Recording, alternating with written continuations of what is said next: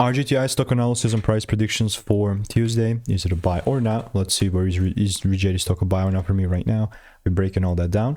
Genuinely speaking, my bullish idea that I got was so OP. I mean, it's overpowered and it was correct. It went up 11%.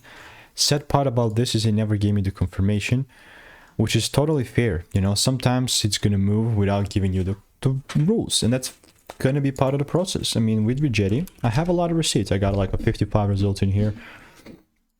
And needless to say, if I do see the price pulling down just a tad bit lower and giving me a confirmation, then I'm still hoping I just kind of catch the wave and move with the long sides. But last thing that I'll be doing is randomly forcing trades here, you know what I mean? So if it doesn't give me the rules, I'm just not gonna randomly force. That's how Rigetti is looking like for me. This is not a financial advice, so if you want to stay tuned and get my money making emails and insights, just click the first link in the description and I will see you in the next one. So goodbye and enjoy.